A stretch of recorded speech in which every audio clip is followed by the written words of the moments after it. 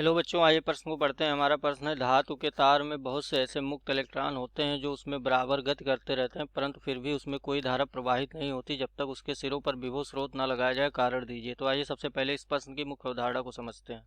मुख्य अवधारणा क्या होगा ये जान लेते हैं। मुख्य अवधारणा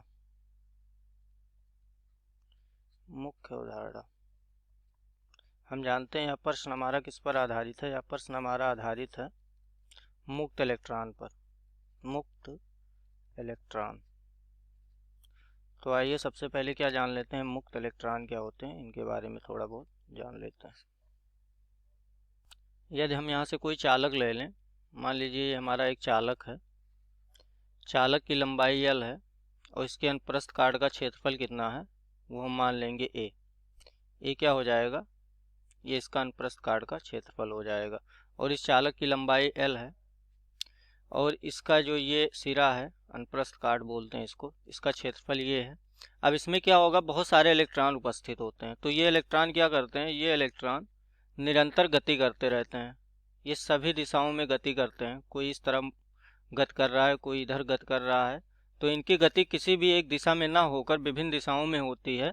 तो इसीलिए इनका जो कुल विस्थापन होता है वो 0 होता है। और इन्हीं इलेक्ट्रॉन को क्या बोला जाता है, इन्हीं इलेक्ट्रॉन को बोला जाता है मुक्त इलेक्ट्रॉन। मुक्त इलेक्ट्रॉन इनको कहते हैं। यदि हम देखें तो मुक्त इलेक्ट्रॉन क्या कर रहे हैं, ये लगातार गति कर रहे हैं प्रत्येक दिशा में। इनकी गति क्या है, अनियमित गति है। अनियमित गति होने के कारण जो इनका नेट वेग है, या हम कह लें कुल जो वेग होगा डेल्टा बी, वो हमारा हो जाएगा 0। क्योंकि क्या होगा, इसमें धनात्मक आयन होते हैं तो ये टकराते रहते हैं लगातार, इसलिए विभिन्न दिशाओं में गति करते हैं। तो इनका जो कुल वेग, औसत वेग होता है वो 0 के बराबर होता है। आइए अब इसमें विभव जोड़ कर देखते हैं। तो यहाँ से हम फिर से क्या करेंगे, चालक, यही चालक है हमारा L लंबाई का, और ये इसका सिरा है जिसका अनुप्रस्थ काट क्षेत्रफल क्या है, A है। चालक की लंबाई L ही है।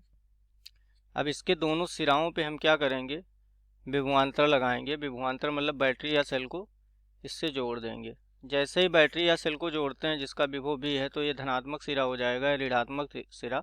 इसमें क्या आ जाएगा, इसमें आ जाएगा वैद्युत क्षेत्र। और वैद्युत क्षेत्र की दिशा जो होगी वो धनात्मक से ऋणात्मक की तरफ होगी। तो यहाँ से वैद्युत क्षेत्र की दिशा ये हो जाएगी। अब वैद्युत क्षेत्र जैसे ही उत्पन्न होगा चालक में, तो चालक में इलेक्ट्रॉन पर बल लगेगा और इलेक्ट्रॉन विभिन्न दिशाओं में जो गति कर रहे थे, अब वो विभिन्न दिशाओं में गति ना करके वो एक ही दिशा में गति करेंगे। किस दिशा में, वैद्युत क्षेत्र के विपरीत दिशा में ये ऐसे गति करेंगे।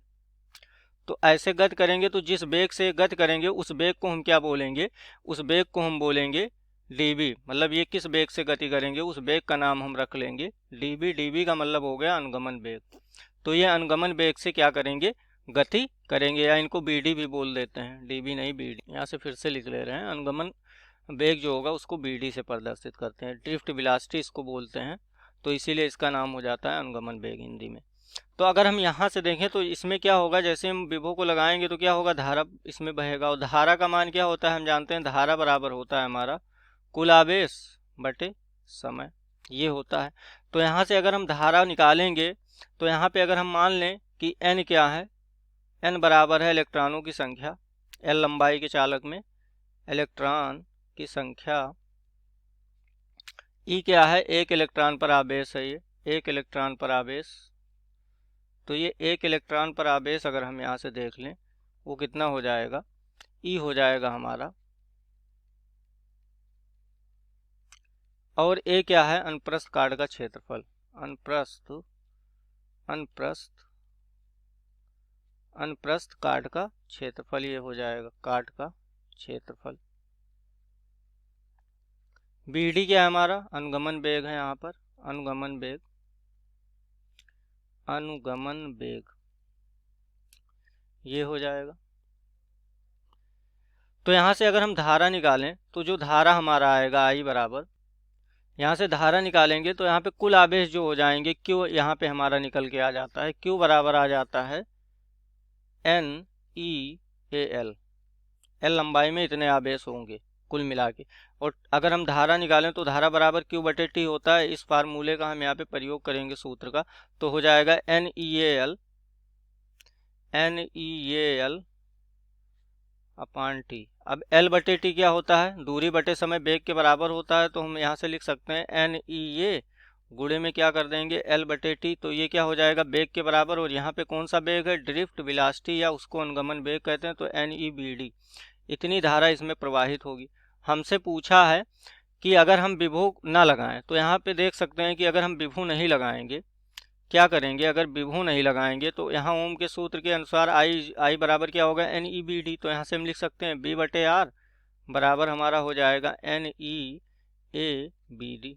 तो यहाँ से अगर हम देखें, अगर हम विभव का मान शून्य कर दें, यहाँ पे अगर बी बराबर 0 रख लें, तो बी डी भी कितना हो जाएगा 0, बी डी भी कितना हो जाएगा 0, हमारा अनुगमन वेग का मान भी 0 हो जाएगा और धारा भी क्या हो जाएगी 0 हो जाएगी। अतः अगर हम विभवांतर नहीं लगाते हैं तो उस स्थिति में क्या होगा, अनुगमन वेग का मान 0 हो जाएगा, मतलब इसमें जो इलेक्ट्रॉन होंगे वो विभिन्न दिशाओं में गति करेंगे, उनकी गति किसी एक निश्चित दिशा में नहीं होगी, निश्चित दिशा में न होने के कारण वो धारा को उत्पन्न नहीं कर पाएंगे। मैं आशा करता हूँ इस प्रश्न का उत्तर आपको समझ में आया होगा। धन्यवाद।